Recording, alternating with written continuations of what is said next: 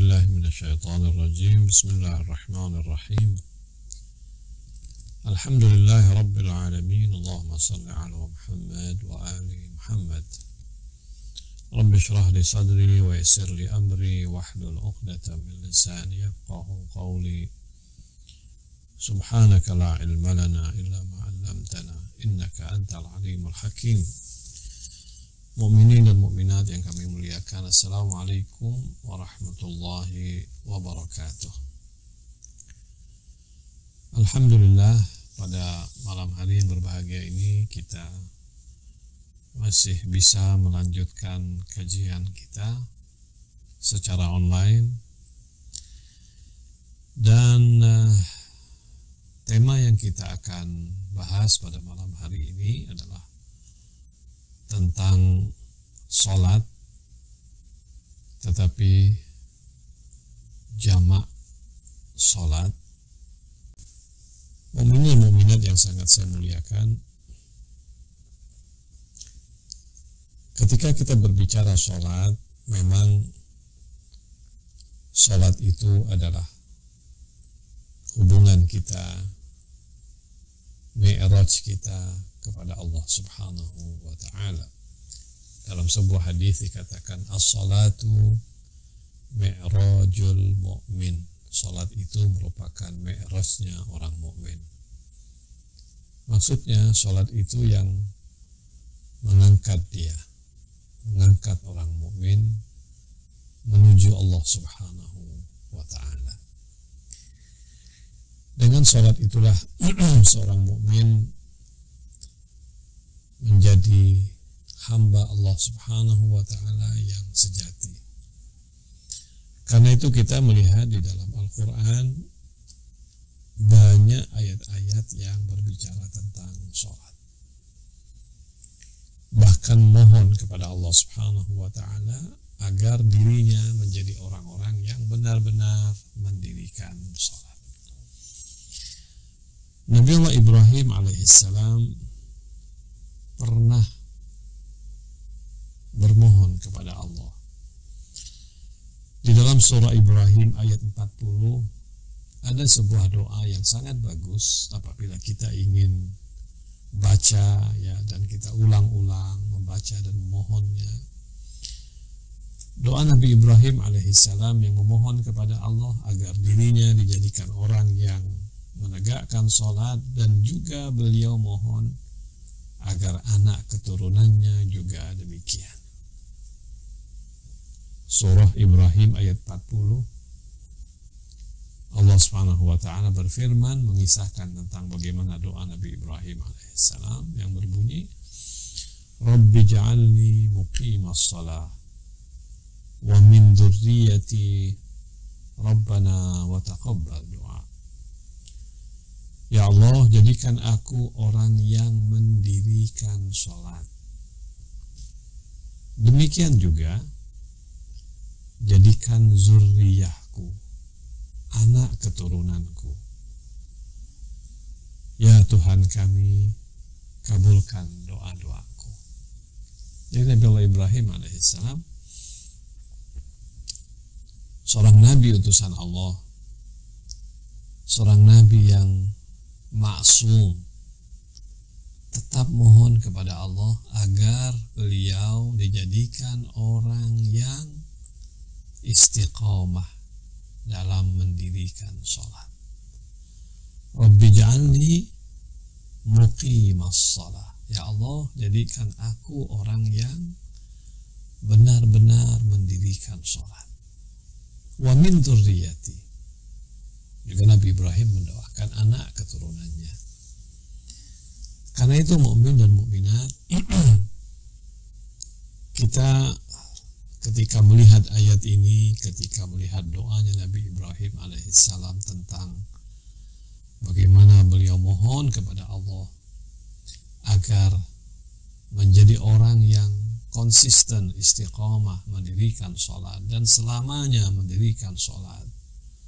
Dan juga beliau mohon kepada Allah agar anak keturunannya juga seperti itu, menunjukkan betapa pentingnya kita selalu mohon kepada Allah melatih diri kita, memastikan diri kita selalu mendirikan sholat ini.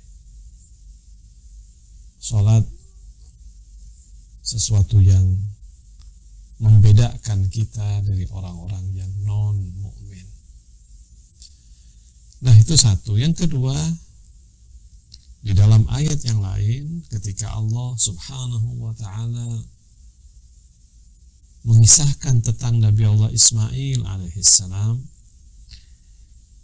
Nabi Allah Ismail alaihissalam berkata, wa kana ya'muru ahlahu bis-shalah waz-zakah wa kana inda rabbih maradiyya. Beliau memerintahkan istrinya dan keluarganya untuk salat. Wa kana ya'muru ahlahu bis-shalah, memerintahkan keluarganya untuk salat dan zakat. Wa kana inda rabbih maradiyya, dia adalah orang yang diridhoi oleh Allah Subhanahu wa ta'ala. Sebagian berkata ayat ini mengisahkan tentang Nabi Ibrahim yang minta kepada Allah agar keluarganya, bukan hanya agar keluarganya menunaikan salat, bahkan memerintahkan. Sebagian berkata ini adalah berkaitan dengan Nabi Allah Ismail alaihissalam. Ala kulli hal, jadi bukan hanya kita diperintahkan oleh Allah untuk mendirikan sholat untuk pribadi kita, tetapi kita juga diperintahkan untuk menyuruh sholat, memerintahkan sholat. Siapa yang diperintahkan sholat? Tentu keluarga. Wa kana ya'muru ahlahu bis-shalah, dia menyuruh atau memerintahkan anak-anaknya atau keluarganya, istrinya, anak-anaknya untuk menunaikan sholat. Karena itu kenapa mukmin dan mukminat, jadi kita bukan hanya yang penting kita sholat, anak kita enggak sholat, dan kita enggak peduli anak kita enggak sholat. Kita wajib sholat dan kita diwajibkan juga untuk memerintahkan keluarga kita. Suami wajib memerintahkan istrinya sholat. Suami wajib memerintahkan istrinya dan anak-anaknya sholat. Istri kalau melihat suaminya enggak sholat, wajib juga dia menegur, karena dia tidak bisa memerintah, tidak bisa menyuruh, tetapi dia menegur, mengasih tahu kepada sang suami agar dia sholat. Nah, ayat ini menarik ya. Wa kana ya'muru ahlahu bis-salati waz-zakati, memerintahkan anaknya, keluarganya untuk sholat dan menunaikan zakat. Wa kana inda rabbih maradiyya, dan dia adalah orang yang diridhai oleh Allah. Jadi orang baik, orang yang sudah sampai pada tahap di mana Allah Subhanahu wa ta'ala ridha kepadanya. Tetapi dalam masa yang sama tetap saja dia memerintahkan keluarganya untuk menunaikan sholat dan juga menunaikan zakat. Satu lagi ayat yang sangat bagus untuk kita renungkan bersama adalah ayat dalam surah Maryam ayat 31 ketika mengisahkan tentang Nabi Allah Isa alaihissalam.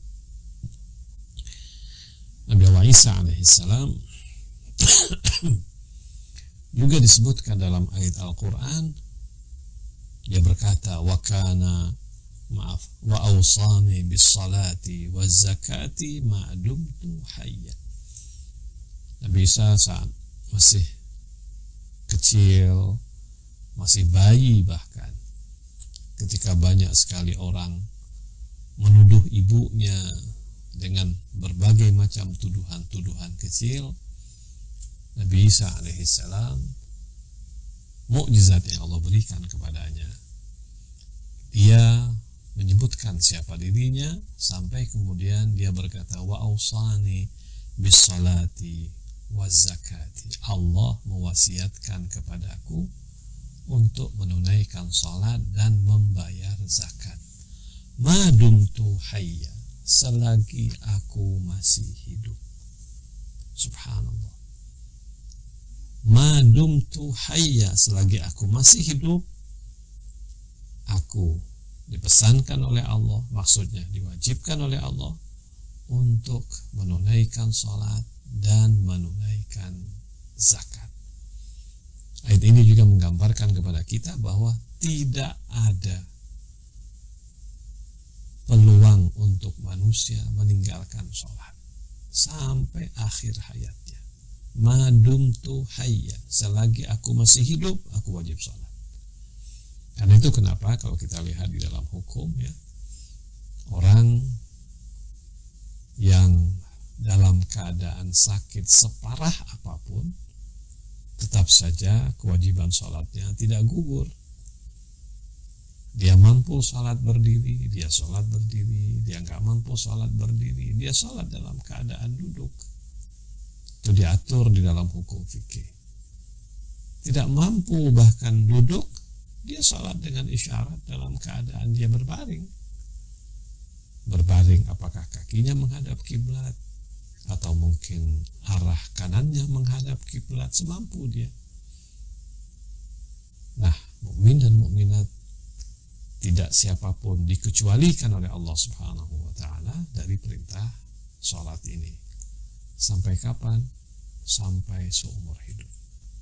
Wa awsani bis salati waz zakati ma dumtu hayya. Selagi aku masih hidup, Allah wasiatkan, pesankan kepadaku untuk sholat dan menunaikan zakat. Oke.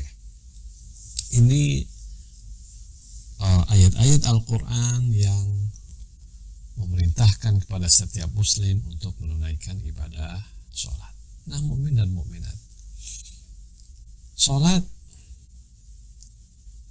adalah sebuah kewajiban yang dilaksanakan oleh semua madhab dalam Islam tanpa kecuali. Tidak ada satu madhab pun dalam Islam yang mengatakan sholat tidak wajib.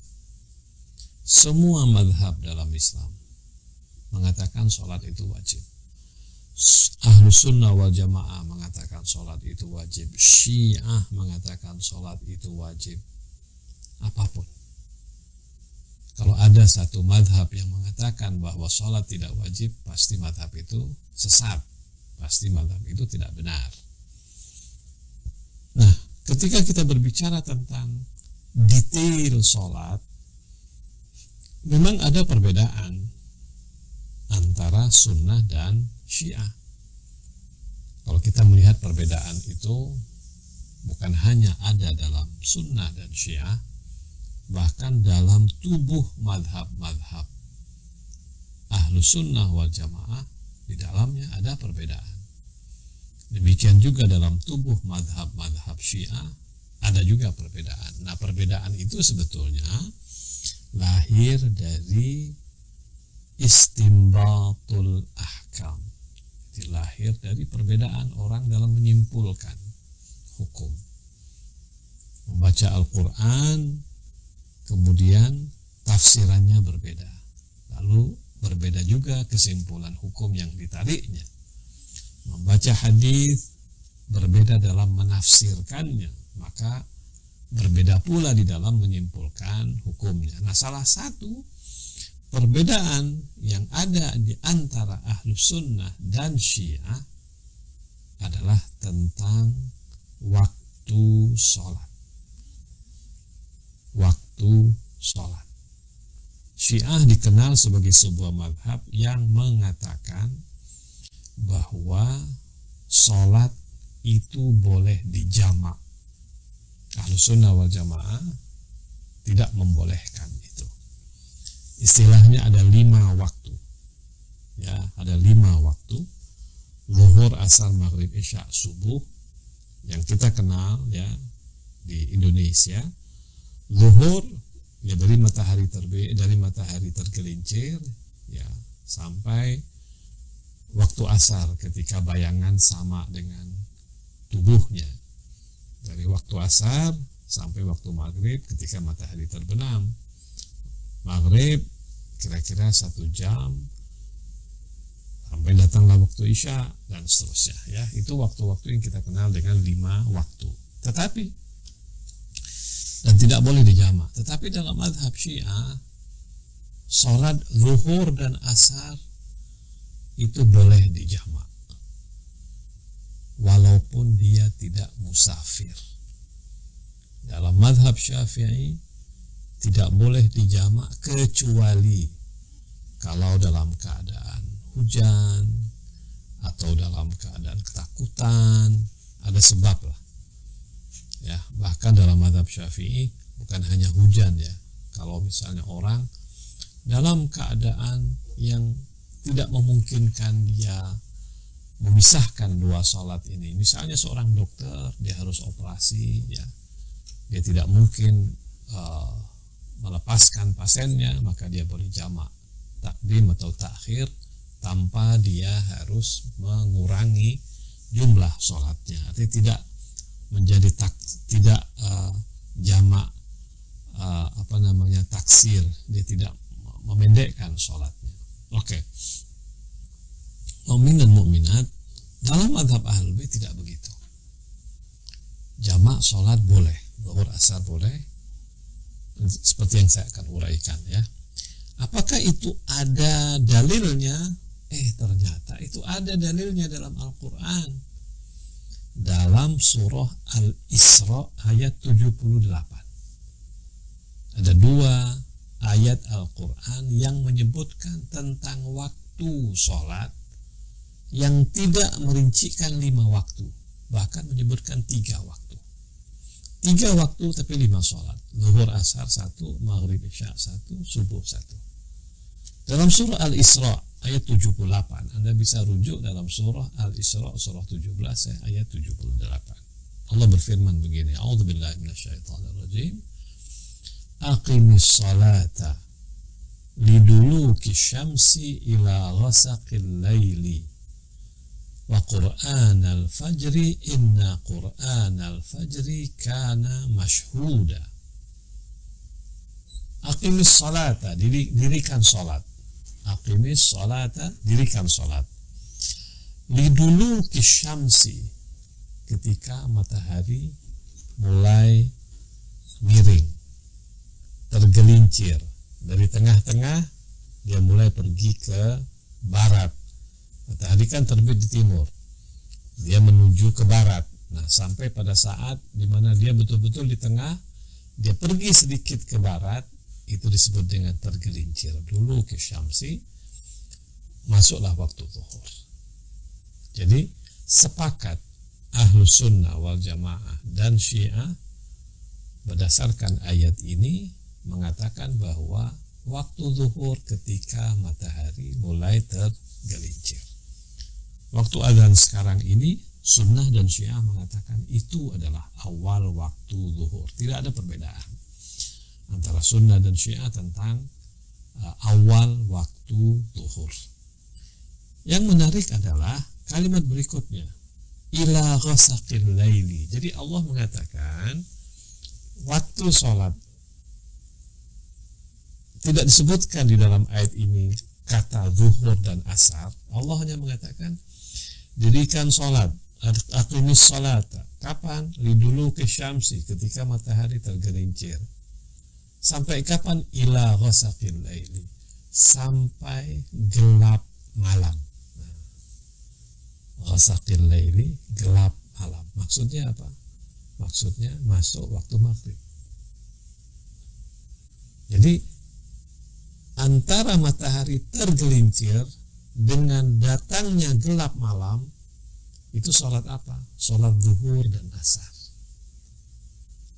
Itulah kenapa dalam mazhab Ahlul Bait, sholat zuhur dan asar didahulukan zuhur kemudian asar, tetapi waktunya panjang.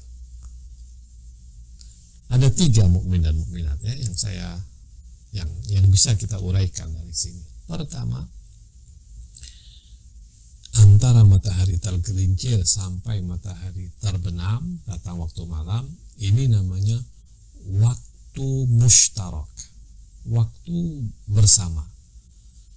Jadi kalau orang mau sholat zuhur jam 1, setelah salam dia sholat asar, boleh. Kenapa? Karena Allah mengatakan ini adalah waktu mushtarak. waktu bersama. Kalau orang sholat zuhur jam 2, kemudian setelah assalamualaikum warahmatullah, langsung dia sholat asar, boleh. Kalau orang sholat zuhur jam 3 sekalipun, atau jam 4 sekalipun, dia sholat zuhur, lalu kemudian dilanjutkan dengan sholat asar juga boleh. Artinya, kira-kira 5,5 jam itu atau 6 jam itu adalah waktu bersama antara dua sholat zuhur dan asar. Satu. Yang kedua yang diingat ya, harus pertama-tama zuhur, nggak bisa dirobah-robah. Jadi nggak bisa asar dulu baru kemudian zuhur. Tetap sholat zuhur yang pertama. Kalau yang pertama disebut waktu mushtarak, waktu yang bisa bersama-sama, ada waktu khusus zuhur. Kapan waktu khusus zuhur yang tidak boleh asar sholat di dalamnya? Itu waktu pertama, 5 atau 7 atau 10 menit pertama ketika masuk waktu zuhur, di mana itu disebut awal waktu zuhur. Awal waktu zuhur tidak boleh diisi dengan sholat asar. Akhir waktu menjelang maghrib itu disebut dengan waktu khusus asar. Artinya kalau maghrib sekarang ini jam berapa? Misalnya saja maghrib jam 6 misalnya. Kalau sudah sampai waktu jam 6 kurang 5 menit kita belum sholat zuhur dan belum sholat asar, 5 menit itu tidak boleh dipakai untuk waktu zuhur. Itu namanya waktu khusus asar. Kenapa? Karena setelah asar masuk maghrib, jadi zuhurnya qadha. Jadi ada istilah waktu khusus ya. Waktu khusus zuhur adalah 5 menit atau 7 menit tergantung sholat kita, 5 menit lah bilang yang pertama. Waktu khusus asar adalah 5 menit yang terakhir. Tapi di antaranya ini disebut dengan waktu mushtarak, waktu bersama-sama. Tapi tetap zuhurnya didahulukan, baru kemudian asar.